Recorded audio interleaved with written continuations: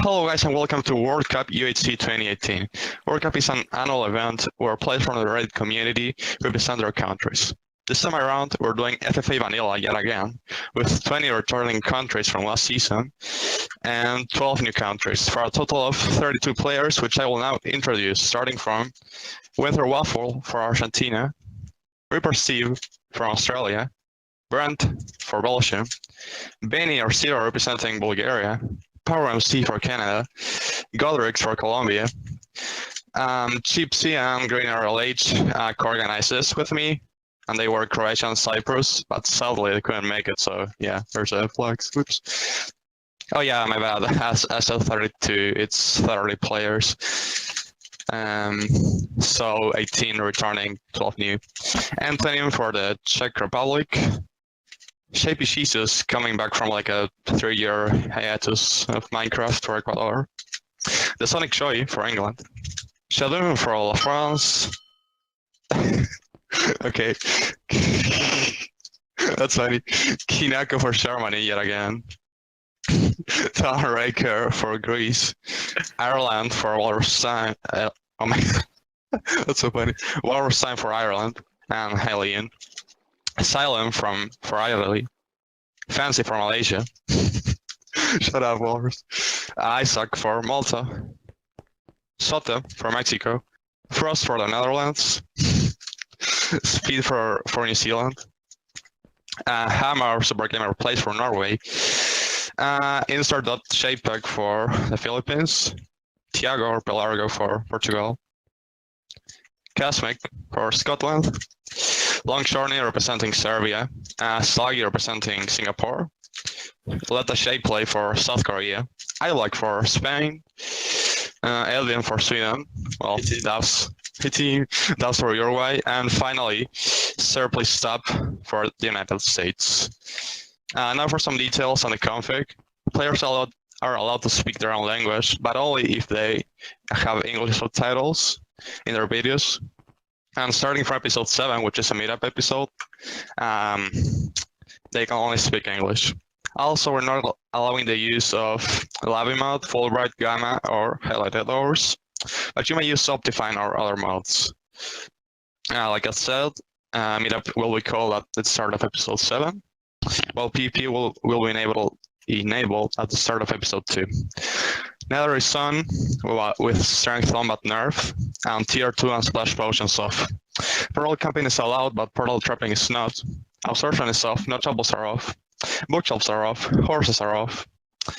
While Enderpearl damage will be on doing 1 heart, and Golden Heads will be on doing 4 hearts. Flame and Fire Aspect weapons will be off. Double arrow crafting is on, sorry. And map size is 2000 by 2000. Finally, thanks to Silhou for this beautiful spawn, and thanks to LeonTG for providing the server and hosting the game. Well, now we can start. Good luck to everyone!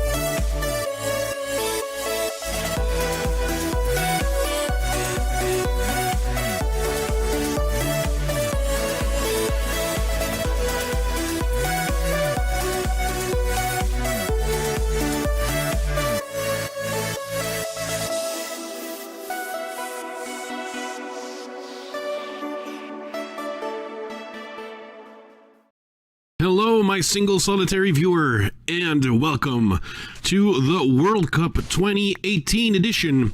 And this is Flouze Maker here, and I'm following Casmic first or Chazmic, if you will. I can never ever remember which one it is, despite how often we've played together. It's amazing. And I've decided to follow him because, as you can see, this is the player in the World Cup with Mexico's Jote over here, who have the best start. And this is going to be very interesting because there are 7 total diamonds to earn down there. 7 diamonds in these chests. As you can see, I'm going to quickly look at the chests. You see there's 6 in this one, and there's one other diamond that has some diamonds. So here they're gonna, it's a, oh my goodness. Wisely, they've put some sand on top of the pressure plate so they won't explode each other. But there you go. It looks like they have split the goods. And Kazmic managed to get 6 of the 7 diamonds. So he's got a little bit of a win right over here. You also have to know that right over there they also have the village. They can split the books and so on. But another person that had a good start that I saw when I looked around pre-game is Shadun, because Shadun of France spawned next to a village, so he's got starter books and starter food, and it's a great little start to have, especially if you want to nether rush, for example. It simplifies your task quite a little bit in that respect. So perhaps that's the strategy Shadun will want to employ in this game. Now, otherwise, there's 30 countries being represented this year, and this season, last year's winner, Chile, is not back. So we do know that for certain we have a new country who is going to be earning the title of World Cup champions.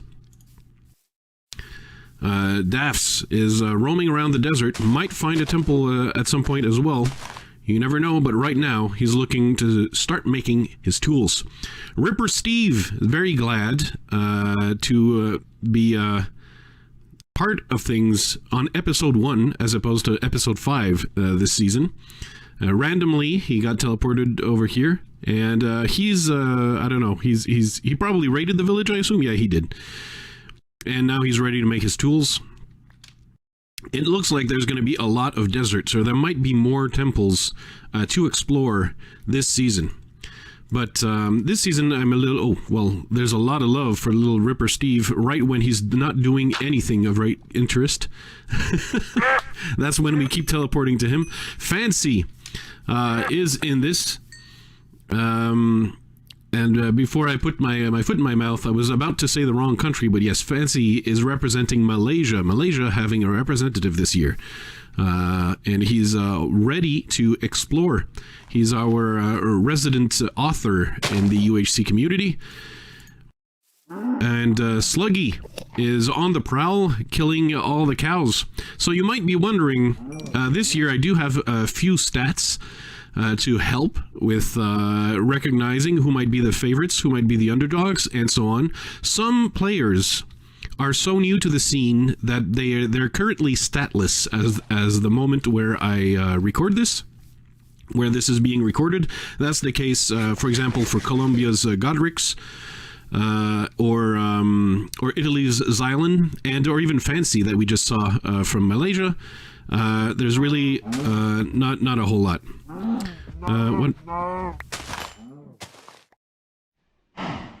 What is this reach?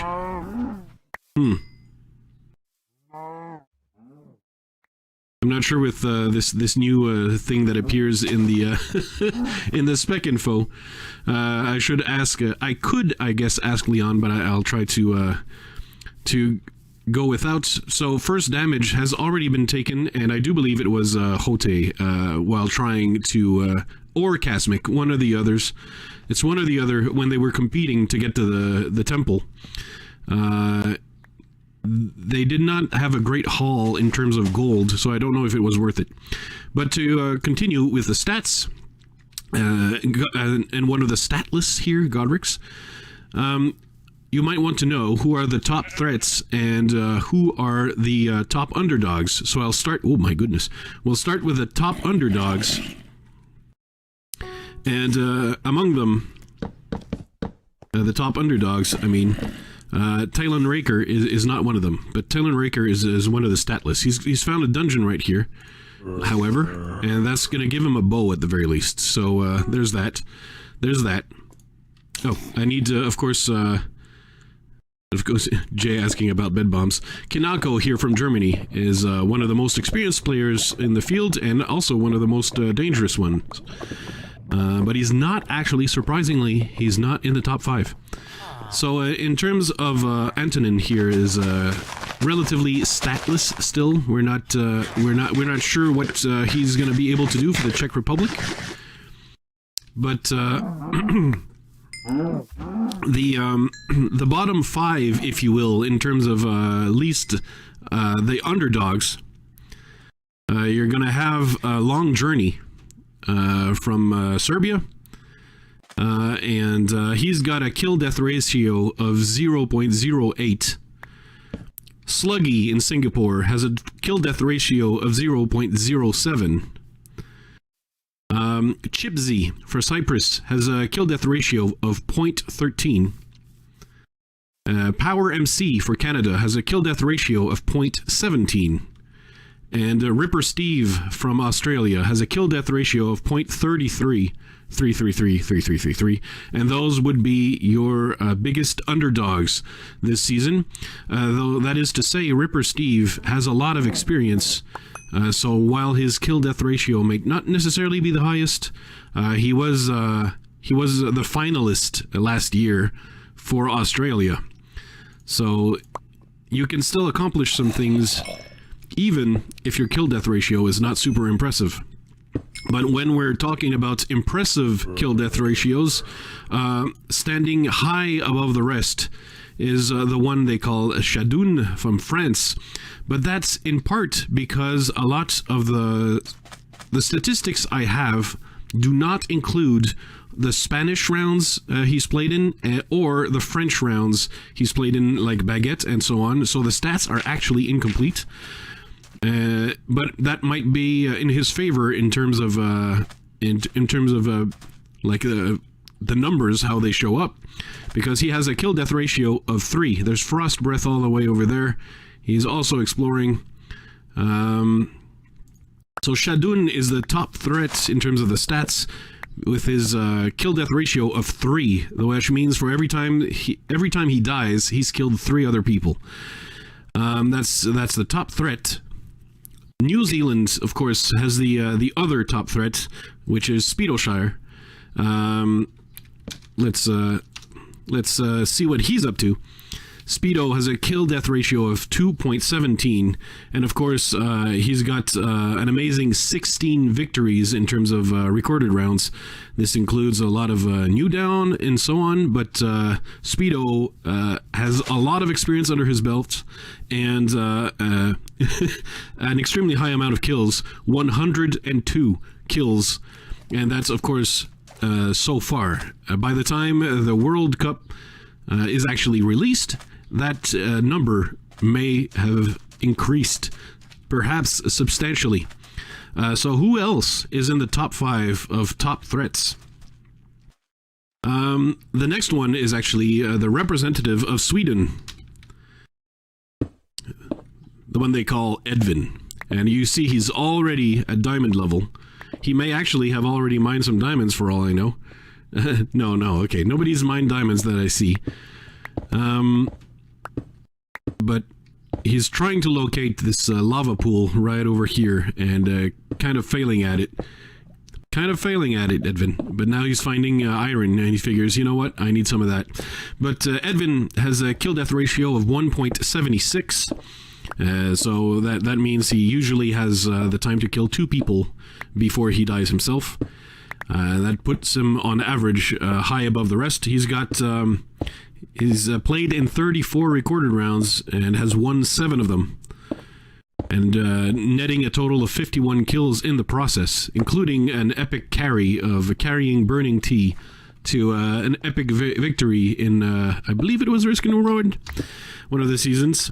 The other big threat is actually the representative of Uruguay, Daffz And Daffz has a kill-death ratio of 1.25. Or actually, technically it's 1.23.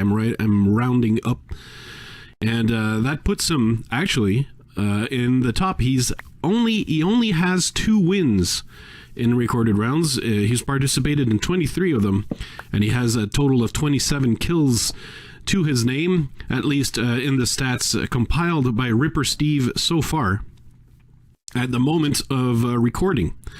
And rounding up the top 5 in terms of threats, he is very close to being number 6, but he is number 5 in the game today. And that is... I haven't TP'd to him yet, so it should be a good idea to do that. It's the Sonic Joey. The Sonic Joey has a kill-death ratio of 94.94. So he's almost 1-to-1 in kills. He's one of the most experienced players on the roster with 66 recorded round participations. And he's won 11 of them, which is a fairly good participation to win ratio. And he's got 51 kills to his name. He's one of the few players that has remained alive more often than he's won in recorded rounds. That's possible, especially in Dragon Rushes and so on, where so he basically has more recorded rounds where he did not die than recorded rounds where he wins. And it's one of those little flukes. I do believe the number is actually 13 times he has remained alive till the end. He might find this interesting mineshaft over here. I think he's got no choice but to stumble into it, and of course that's going to be to his advantage. He's mining unexposed ore.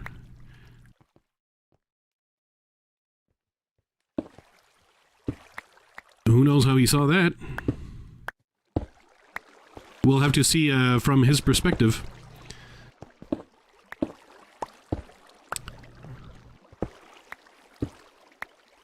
And yeah, I think at this point everyone's starting to explore. They're starting to take some damage, but we still have a race, an ongoing race for Ironman, and we have a lot of players.